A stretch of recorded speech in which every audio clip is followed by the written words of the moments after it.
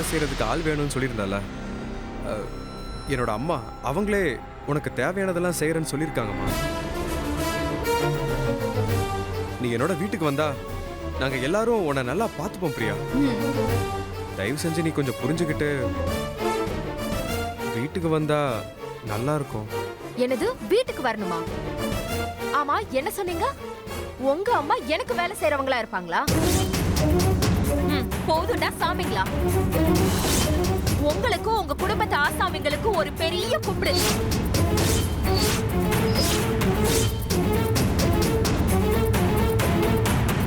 எங்க வீட்டுல வந்து நடிக்கிறதுக்கு பதிலா ஏதாவது சினிமா கம்பெனி ஏறி இறங்கலாமே. படத்துல நடிக்கிறதுக்காவது சான்ஸ் கிடைக்கும். இது ஒரு கிஃப்ட். இத கொடுக்கிறதுக்கு செவரேறி குதிச்சு வந்தீங்களா? ஐயோ, ஏய் பிரியா, என்ன பண்ற நீ? எதுக்காக மாமா இப்படி இன்சல்ட் பண்ற? ஏய் நீ சும்மா ரெடி. இது என்னோட வாழ்க்கை. என்ன செய்யணும், என்ன முடிவெடுக்கணும்னு எல்லாமே எனக்கு தெரியும். தேவையில்லாம ஏன் விஷயத்துல நீ மூக்க நுழைக்காத. இங்க பாருங்க, இது எல்லாத்தையும் எடுத்துக்கிட்டு ஒழுங்கு மரியாதையா வீட்டை விட்டு வெளியில போங்க. இதுவே உங்களுக்கு முதல்ல கடைசியமா இருக்கணும். இந்த மாதிரி கோமாளித்தனம்லாம் செஞ்சு என்னை இம்ப்ரெஸ் பண்ணி என்னை ஏமாத்தலாம் நினைக்காதீங்க. அது இந்த ஜென்மத்துல நடக்கவே நடக்காது.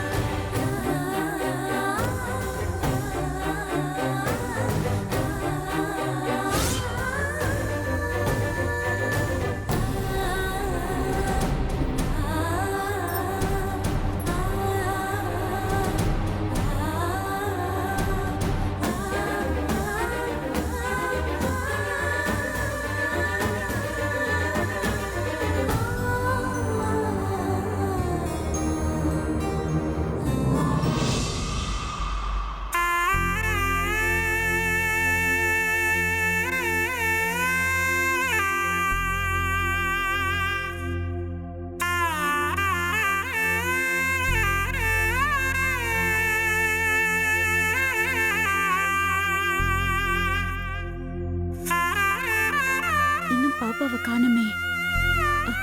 பாலு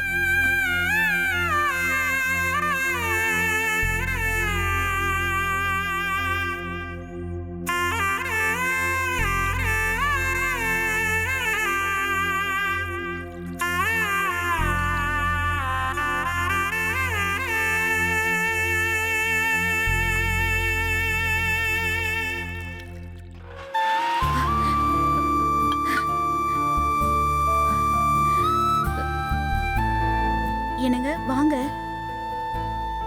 நேத்து அவசரப்பட்டு முட்டாள்தனமா உங்களை நான் என்னென்னமோ பேசிட்டேன்.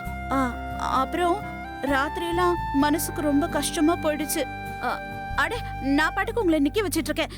என்னாச்சு? குழந்தைய கூட்டிட்டு வந்துட்டீங்கல்ல? அகல்யா பாப்பா வந்துட்டால? எனக்கு தெரியும், அகல்யா பாப்பாவால என்னை விட்டுட்டு இருக்கவே முடியாது. ஆனா அந்த உமா சாக்லேட் வாங்கி கொடுத்து, ஐஸ்கிரீம் வாங்கி கொடுத்து அவளை மயக்கி ஏமாத்தி அவகிட்ட வச்சிருக்கா. மத்தபடி பெத்தவங்களும் மத்தவங்களும் ஒன்னாயிடுமா என்ன? நான் இல்லாம என் பொண்ணு இருந்துருவாளா என்ன? எங்க எங்க இருக்க அகல்யா? அகல்யா வந்துட்டால? அகல்யா,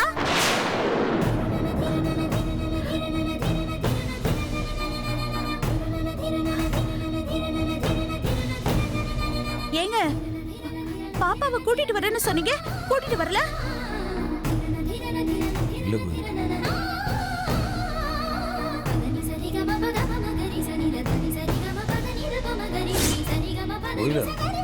அகல்யா பாப்பா கூட்டிட்டு வரணும்னு தான் போனேன். அது வந்து அப்புறம் ஸ்கூல்ல பாப்பாவுக்கு எக்ஸாம் இருக்குல்ல, அதான் இன்னைக்கு வேணாம். ஏங்க எக்ஸாம் இருந்தா என்ன? வீட்டுக்கு கூட்டிட்டு வரதுக்கும் எக்ஸாம் எழுதுறதுக்கும் என்ன சம்பந்தம் இருக்கு? இல்ல கோயிலா, இன்னைக்கு குழந்தைக்கு பரீட்சை இருந்துச்சு. நாளைக்கு ஃப்ரீயா இருக்குல்ல, அதனாலதான் நாளைக்கு கூட்டிட்டு வரலாமேன்ட்டு வந்துட்டேன். ஏன் குழந்தைய அவ விட மாட்டேன்னு சொன்னாளா? கேக்குறல்ல, என் குழந்தைய அவ விட மாட்டேன்னு சொன்னாளா? இல்ல கோயிலா, அவ குழந்தைய விட மாட்டேன்னு சொல்லல. ஆனா என்ன ஆனா ஆவனா? குழந்தை எனக்கு வேணும்னு சொன்னல, அப்புறம் எந்த தைரியத்துல குழந்தை இல்லாம என் முகத்துல வந்து முழிக்கிறீங்க? இது பாருங்க, என்னால குழந்தை வேண்டான்னு கூப்பிட்டு எனக்கு ஆப்பு வச்சு என்ன காலி பண்ணி ஏன் வீட்டை அவ சொந்தம் கொண்டாடிட்டு இருப்பா. நான் உங்களையும் நடிச்சு செவத்தை பார்த்துக்கிட்டு இந்த வீட்ல உட்காந்து புலம்பிட்டு இருக்கணும். இன்னைக்கு சாப்பாடு இங்கேயே அங்கேயான்னு நான் டைம் டேபிள் பார்த்து தெரிஞ்சுக்கணும். கொஞ்சம் குழாவி கூத்தடிக்கிறதுக்கு அவ ஏமாத்தி சண்டை போட்டு அவமானப்படுத்துறதுக்கு நான். அகல்யா வருவான்னு அவளுக்கு பிடிச்சதெல்லாம் சமைச்சு வச்சுட்டு அவளுக்காகவே வாசலையே பார்த்துட்டு இருக்கேன் பாருங்க. நான் ஏன் நாளி இல்ல கோகிலா, அது நானு வாசல் அந்த பக்கம் நீங்க போலாம். அகல்யோட வந்தா இந்த வீட்டுக்குள்ள வாங்க. இல்லனா என் குழந்தை எப்படி மாத்திக்கிறதுன்னு எனக்கு தெரியும். அதை நான் பாத்துக்கிறேன்.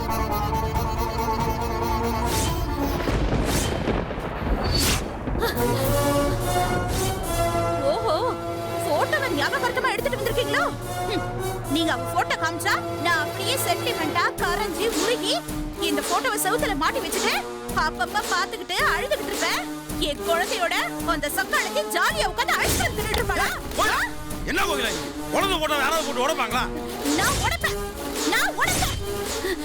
உடைப்பேன். என் வாழ்க்கையே உடைச்சு போச்சு. என்னை பத்தி உடைச்சு போச்சு. எல்லாமே உடைச்சு போச்சு. இனிமே நீங்க ஒரு வார்த்தை பேசினாலும் நான் மனுஷியாவே இருக்க மாட்டேன்னு சொல்லிட்டேன். நாளைக்கு காலையில என் குழந்தை வீட்டுக்கு வரணும். வந்து தீரணும். ஏய் கோகிலா,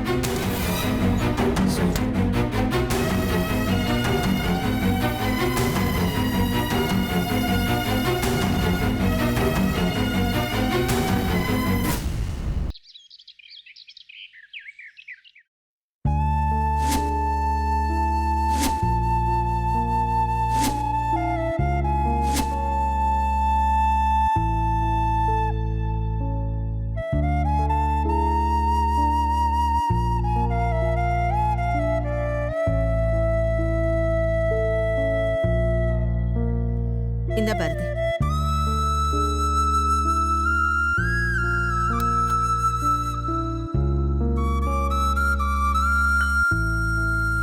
அம்மா என்னாச்சு? ஏன் முகம் வாடி போயிருக்க? ஒண்ணு இல்லம்மா. இந்த மாத்திரையை போட்டுக்கோ. இல்லம்மா, உன் முகமே சரியில்லை. சொல்லு, உனக்கு என்ன ப்ராப்ளம்மா? அதான் நான் இருக்கேன்ல. அதுக்கப்புறமும் உன் முகம் சரியில்லைன்னா ஏதோ இருக்கு. சொல்லு, என்ன ஆச்சு? அம்மா சொல்லுமா, என்ன ஆச்சுன்னு சொல்லு. ஒண்ணு இல்லடி, நேத்து உன் அக்கா எப்படி நடந்துகிட்டா பாத்தியா? போதும்டா சாமிங்களா. உங்களுக்கு உங்க குடும்பத்து ஆசாமிங்களுக்கு ஒரு பெரிய கும்பிடு. உலகத்துல ஒரு நல்ல புருஷன் கிடைக்கிறது, நல்ல அம்மா அப்பாவுக்கு பிள்ளையா பிறக்கிறது, இதெல்லாம் போன ஜென்மத்துல செஞ்ச புண்ணியம்தான். பாசங்கிறது காத்து மாதிரி, அது இருக்கிறது நம்ம கண்ணுக்கு தெரியாது. ஆனா அது இல்லாம நாம இருக்கவும் முடியாது. அந்த மாதிரிதான் அந்த புள்ள நம்ம பிரியா மேல வச்சிருக்கிற அன்பு. அப்பழுக்கில்லாத பாசம். ஆனா அது இந்த கூறு கெட்டவளுக்கு புரியவே மாட்டேங்குதே. மா, என்ன கூட பிரியா கண்டபடி பேசிட்டாமா. அதான் எனக்கு ரொம்பவே சங்கடமா போச்சு. நீங்க அக்கா தங்கச்சிங்க, இன்னைக்கு சண்டை போட்டுப்பீங்க, நாளைக்கு சரியாயிடும். ஆனா அந்த தம்பி எவ்வளவு ஆசையா பிறந்த நாளைக்கு பரிசு வாங்கிட்டு வந்து கொடுக்குறாரு. அப்ப போய் இப்படி நடந்துகிட்டா அந்த பையனோட மனசு எப்படி இருக்கும் சொல்லு? அதுவும் நம்ம எல்லாரும் சேர்ந்து இருக்கும்போது. ச்சே, இதெல்லாம் அவளா தேடிக்கிட்ட வாழ்க்கை தானே பாரதி. வசதியான வாழ்க்கை வேணும்னா வேற யாரையாவது கல்யாணம் பண்ணிருக்கணும். இப்படி விரும்பி ஒருத்தனை கல்யாணம் பண்ணிட்டு வார்த்தையாலேயே வாட்டி வதச்சிட்டு இருந்தா எப்படிமா? தெரியலம்மா, பிரியா ஏன் இப்படி நடந்துக்கிறான்னு எனக்கும் புரியல. விக்ரம் மாமா இவளை ஏமாத்திட்டாருன்னு நினைக்கிறா. ஆனா கம்மியா சம்பாரிச்சாலும் அன்போட ஒரு பொருளை கொடுக்கும்போது அதை உதாசனப்படுத்தினா கஷ்டமா இருக்கும் இல்லம்மா? இத்தனை நாள் இவதான் பாவம், இவள அந்த வீட்டுல இருக்கிறவங்க சங்கடப்படுத்துறாங்கன்னு நினைச்சிட்டு இருந்தேன். ஆனா சம்மந்தி வீட்டுக்காரங்களை பார்த்ததுக்கு அப்புறம் எனக்கு இவ மேல அவ்வளவு கோபம் வருது. சரியான ராட்சசி, கொஞ்சம் கூட புத்தியே இல்ல. சில நேரம் யோசிக்கும் போது இவளையும் நான் தான் பெத்தனான்னு வருத்தமா இருக்கு. பணம் காசு இன்னைக்கு வரும், நாளைக்கு போகும். காசு பணம் வச்சிருந்தா பொண்டாட்டி நல்லா வச்சுப்பாங்கன்னு அர்த்தமா? அமெரிக்கா ஆப்பிரிக்கான்னு கூட்டிட்டு போய் பொண்ணுங்களை கொடுமைப்படுத்துறாங்கன்னு எத்தனை நாள் பேப்பர்ல படிச்சிருக்கோம்.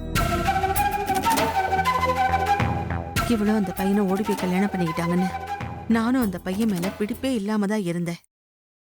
ஆனா இன்னைக்கு அவளுக்கு கோடி ரூபாய்க்கு நகை வாங்கி கொடுத்தாலும் கிடைக்காத சந்தோஷத்தை அவர் கொடுத்திருக்காரு.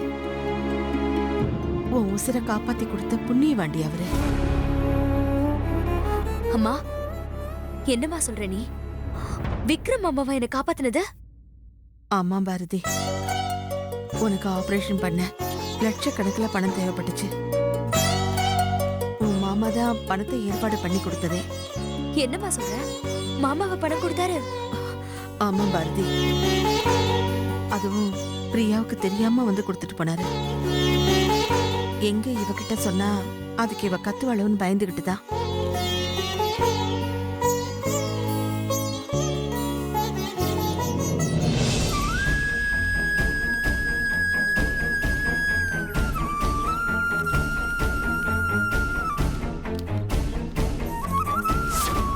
அட என்னப்பா நீ 2 லட்சம் ரூபாய் பணத்தை வாங்கிட்டு சரியா டேட்டுக்கு வட்டி கட்டலனா எப்படி? நீ கொடுத்ததுல 1 லட்சம் ரூபாய்க்கு தானே வட்டி இருக்குதோ? இல்ல சார், இந்த ஒரு தடவை மட்டும் அட்ஜஸ்ட் பண்ணிக்கோங்க, அடுத்த தடவை சேர்த்து கொடுத்துட்றேன். அட என்னப்பா நீ அவசர செலவு, ஹாஸ்பிட்டல் செலவு அப்படி இப்படின்னு சொல்லி தானே பணத்தை வாங்கினேன். ஏதோ நல்ல காரியம்னு நினைச்சு பணம் கொடுத்தேன். பொதுவா நம்ம தடுமாற ஆளுங்களுக்கு பணம் கொடுக்க மாட்டான். தான் குடும்பத்துக்கே செய்யாதவங்க மத்தியில நீங்க கட்டின பொண்ணு குடும்பத்துக்கு நல்லது செய்யணும்னு நினைச்சீங்க இல்லையா? அதுவும் அந்த பொண்ணை யாரோ கத்தியில குத்திட்டாங்க, அவசரம், ஆபரேஷன் ஏதோ சொல்லி தானே கேட்டீங்க. இப்ப என்னடா என்னை இப்படி அலைய விடுறியே? இல்லைங்க, அடுத்த மாசம் நான் கண்டிப்பா கொடுத்துட்றேன். இந்த ஒரு முறை மட்டும் பொறுத்துக்கோங்க. சரி சரி, பார்த்து கரெக்டா செஞ்சிடுங்க. ஏன்னா எனக்கு வட்டி வாங்குறது தான் பொழப்பு. நீங்க சரியா இருக்கிற வரைக்கும் தான் நாங்களும் சரியா இருப்போம். வட்டி சரியா வரலனா அப்புறம் கஷ்டம்தான். சரிங்க, நான் வர்றேன்.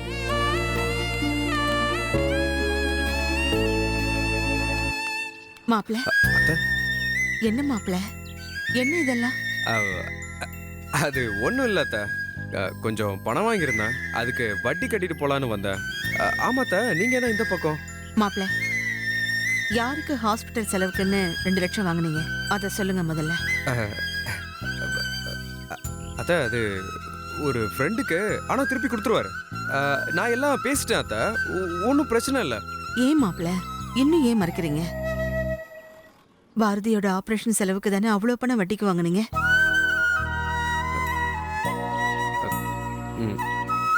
ஆமா அத்தை, நான் பணம் கொடுத்து உதவி பண்றேன்னு சொன்னா நீ என்ன தியாகியா? இந்த பணம் என்ன உன்னோடதா? இல்ல உன்னால கடன் வாங்காம இவ்வளவு பெரிய பணத்தை தர முடியுமா? இதுக்கு வாழ்க்கை முழுக்க வட்டி கட்ட போறியான்னு கண்டிப்பா பிரியா என்ன சத்தம் போடுவா. உங்களுக்கு தெரியாதது இல்ல, பிரியாவுக்கும் எனக்கும் இருக்கிற ஈகோல பாரதியோட ஆபரேஷனுக்கு பணம் கிடைக்காம போயிடும்ல. அத மனசுல வச்சுதான் அவளுக்கே தெரியாம அந்த பணத்தை யாரோ மாதிரி கொண்டு வந்து போட்டு போனாத்த. மாப்பிள, அந்த கடவுள் எனக்கு உங்களை பிள்ளையா கொடுத்து என் பொண்ணை எனக்கு மருமகளா ஆக்கியிருக்க கூடாதான்னு தோணுது. இப்போவும் நீங்க அப்படியே நினைச்சுக்கலாம் அத்த. ஆனா நீங்க தான் இன்னும் எல்லாரும் மாதிரி மாப்பிள்ளைன்னு கூப்பிட்டு இருக்கீங்க. மாப்பிள, பிரியா உங்களை பணம் இல்லைன்னு எவ்வளவோ முறை உதாசீனப்படுத்திருக்கா. ஆனா நீங்க அது எதையும் மனசுல வச்சுக்காம எங்களுக்காக இவ்வளவு தூரம் உதவி செஞ்சிருக்கீங்களே. இந்த காலத்துல கட்டின பொண்டாட்டிக்கிட்ட எவ்வளவு பணம் வாங்கலாம், அவங்க வீட்டுல இருந்து எவ்வளவு கறக்கலான்னு இப்படி எல்லாம் கணக்கு போடுற ஆளுங்களுக்கு மத்தியில எங்க குடும்ப கஷ்டத்தை உங்க குடும்பத்தோட கஷ்டமா நினைச்சு இவ்வளவு பெரிய தொகை ஏற்பாடு பண்ணிருக்கீங்களே. எனக்கு நன்றி சொல்ல வார்த்தையே கிடைக்கல மாப்பிள. அத்தை, எனக்கு யாழ்னியும் பாரதியும் ஒண்ணுதான். யாழ்னியை எப்படி என் தங்கச்சின்னு பாக்குறனோ அதே மாதிரி தான் பாரதியும் எனக்கு. இங்க பாருங்க அத்தை, நீங்க ரிலாக்ஸ்டா இருங்க, பெரிய வார்த்தை எதுவும் சொல்ல வேண்டாம். அத்தை, பிரியா ஒன்றும் தப்பான பொண்ணு கிடையாது. அவளுக்கு மனசுல சில ஏமாற்றங்கள் இருக்கு. அத எப்படி வெளிப்படுத்தணும் தெரியாம கோபமா வெளிப்படுத்துறா. மத்தபடி மனசளவுல அவ ஒரு குழந்தை தான். காலம் கரைக்காத காயமே இல்லாத. அதே மாதிரி பிரியாக்கு எல்லாமே ஒரு நாள் புரியும் அத்த. இந்த உதவியை என்னைக்கும் மறக்க மாட்டேன். ஐயோ, என்னத்த என்ன போய் கையெடுத்து கும்பிட்டுக்கிட்டு கையா இருக்குங்க.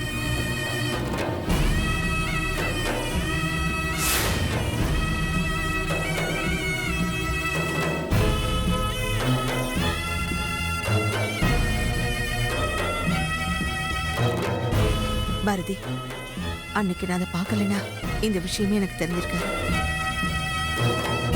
அந்த பிள்ளை மனசு யாருக்குமே வராது பாரதி. ஆனா எல்லாரும் ஓரளவுக்கு தானே பொறுத்து போவாங்க. ஏமா, பிரியாவுக்கு தெரியக்கூடாதுன்னா மாமா இவ்ளோ பெரிய ரிஸ்க் எடுத்துக்காரு. ஆமா பாரதி, வேற எதுக்கு? நேத்து நடந்ததுக்கே அவ பேய் மாதிரி ஆடினா. இதே மாதிரி அன்னைக்கு ஏதாவது சொல்லியிருந்தா அப்ப பணத்துக்கு எங்க போறது? அதான் யாரோ மாதிரி வந்து பணத்தை வீட்டு வாசல்ல எரிஞ்சிட்டு போயிருக்காரு. இந்த விஷயம் உன் அக்காவுக்கே தெரியாது. அவளும் யார் போட்டிருப்பாங்கன்னு குழம்பிக்கிட்டு இருந்தா. என்கிட்ட கூட சொல்லாம மல்லிகா கொடுத்த பணம்னு சொல்லி சமாளிச்சிட்டா. அம்மா, பிரியா கிட்ட வேணா நான் பேசி பார்க்கவா? வேண்டாம் பாரதி, வேற வினையே வேண்டாம். நேத்து தான் அப்படி வசப்பாடி இருக்கா. திரும்ப வந்து ஏதாவது பேசி இன்னும் அந்த பிள்ளைய கஷ்டப்படுத்த வேண்டாமே. ஆத்திரக்காரனுக்கு புத்தி மட்டும்னு தெரியாமல சொன்னாங்க. நானே பார்த்து வச்சிருந்தா கூட இவ்வளவு நல்ல பிள்ளை கிடைச்சிருக்குமான்னு சொல்ல முடியாது. ஆனா இவ தான் தலையில தானே மண்ணவாரி போட்டுட்டு இருக்கா. சின்ன வயசுல அவளுக்கு நிறைய செல்லம் கொடுத்து வளர்த்துட்டேன். அதுதான் இவ்வளவு பிரச்சனைக்கும் காரணம். அதுதான் எனக்கு சங்கடமாயிடுச்சு. எது எப்படியோ அவளுக்குன்னு ஒரு பொறுப்பு வந்து புத்தி வந்து அந்த வீட்டுல திரும்பவும் வாழணும். அதுக்கு அந்த கடவுள் தான் அவளுக்கு வழி காட்டணும். நாம எடுத்து சொல்லதான் முடியும். அதுக்கு மேல கேட்கறதும் கேட்காம இருக்கிறதும் அவளோட தலையெழுத்து. நாம என்ன செய்யறது?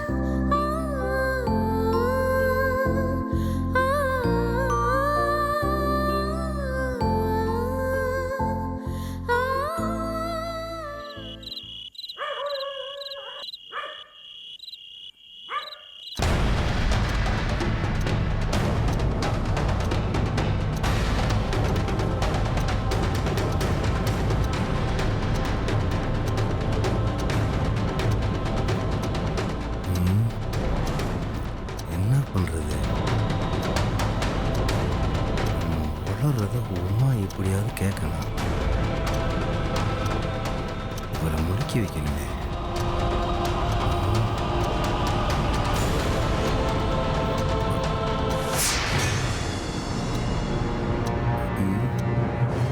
இதான் கரெக்ட்.